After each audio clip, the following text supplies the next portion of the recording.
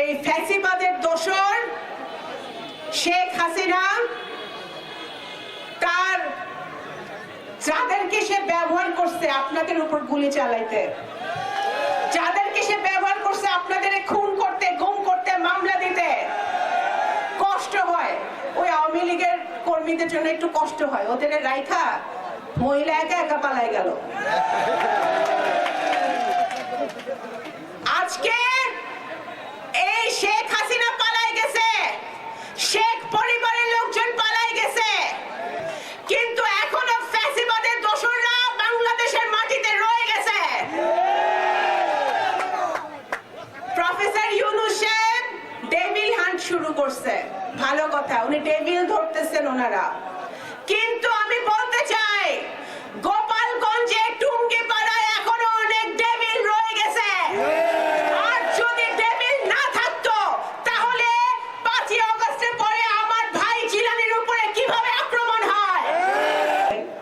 হাসিনার সময় আমরা আন্দোলন করছি কারণ বাজারে যাওয়া যাইতো না, বাজারে আগুন, গুম হইতো, খুন হইতো, নারীরা ধর্ষিত হইতো, ডাকাতি হইতো, চুরি হইতো, দুর্নীতি হইতো। 7 মাস চইলা গেছে, অন্তর্বর্তীকালীন সরকার চলতেছে, এগুলা একটাও বন্ধ হয় নাই ভাইরা।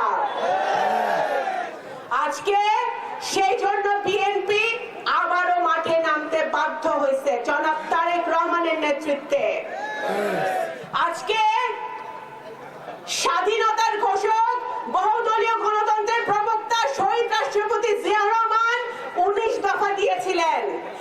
সেই 19 দফার উপর ভিত্তি করে আমাদের দেশমাতা, যাকে শেখ হাসিনার প্রতিহিংসার কারণে এতগুলো বছর জেলে থাকতে হয়েছে, মিথ্যা মামলায় অসুস্থ হয়ে গেছেন উনি, সেই দেশমাতা ভিশন 2030 দিয়েছিল এবং তার উপর ভিত্তি করে আমাদের তারেক রহমান দিয়েছেন 31 দফা।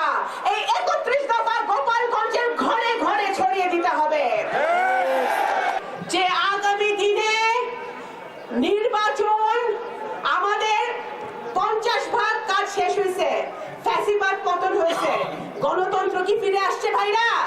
গণতন্ত্র ফিরে আসে নাই। নির্বাচন, একটা ভালো নির্বাচন এখনো হয় নাই।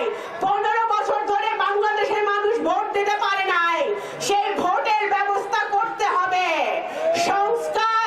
সংস্কার বিএনপি কে শিখাইতে হবে না, কারণ জিয়াউর রহমান সাহেব সংস্কার শুরু করছিল, বাংলাদেশের সংস্কার, বাংলাদেশের উন্নয়ন। যত সংস্কার বাংলাদেশের মাটিতে হয়েছে বাংলাদেশ জাতীয়তাবাদী দলের হাত ধরেই হয়েছে। প্রত্যেকটি সংস্কার এবং ভবিষ্যতেও এই 31 দফার মাধ্যমে বাংলাদেশ জাতীয়তাবাদী দলই সংস্কার করবে। এই অন্তর্বর্তীকালীন সরকারকে আমরা সমর্থন দিছি, কিন্তু আজীবনের জন্য তো সমর্থন দেওয়া যাবে না ভাই। আপনারা যতটুকু